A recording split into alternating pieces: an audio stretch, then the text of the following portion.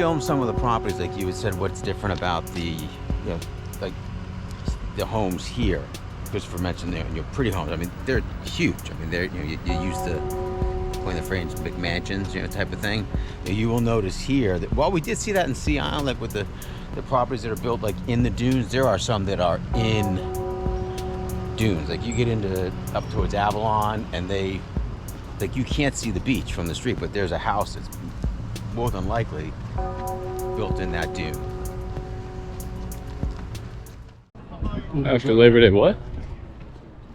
During the summer, they don't have you do. They have a time limit when you can bring bikes up on the boardwalk before noontime. Oh. Afternoon, you're not allowed to have bikes. But obviously, in the winter or after Labor Day, you can. I'm gonna move out of the center lane because that's the runner's lane. Oh, my bad. They get pretty aggravated when you major fire on the boardwalk.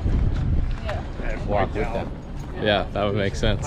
I'm actually glad I was walking in there because that's interesting. Yeah. So in the background over my shoulder, you can see here, there's actually a structure out on the water, and that's actually a concrete ship that unfortunately sank. Where that comes from? Well, there was 12 concrete ships that were made. They were used to bring troops home from Europe after the war, and they also used to run coal up and down into New England. And what happened was, once they kind of got decommissioned and weren't really being used for that any longer, 3 of the ships were purchased and brought down here, and it got stuck in the sand, so it ran aground in the storm, and there's no way to get it out. They tried and tried, no way to get it out, and there it stood, and there it sits today, what's left of it. And obviously you can see the Cape May ferry, the port is actually a little bit further down from that, but that's the story behind the Cape May concrete ship that's still stuck in the sand.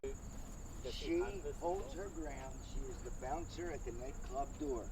She makes eye contact with the gulls, and really, what that says is, try me, right? Got it. The predator and the prey, the silent communication. Look, honest to God, like for the week that you guys are here, this weather is phenomenal. That there's no wind down here right now. There's normally always it's normally always windy, and it's not necessarily that. Sometimes it's obviously a lot harder than other times, but sometimes you just can't even shoot. The biggest one I've ever seen was on the Parkway, and actually a guy in front of me also and it was the size of a basketball, and it was trying to get across the Parkway. He was in front of me actually, probably a good 500 feet, and all of a sudden he darted over, and I could see on the side this probably bigger than a softball, and I knew exactly what he was doing, so I pulled over as well, threw it in the back of his pickup truck, and then he moved over. Can you jet ski all the way to the Carolinas if you Could you wanted? jet ski? I'm thinking you probably can.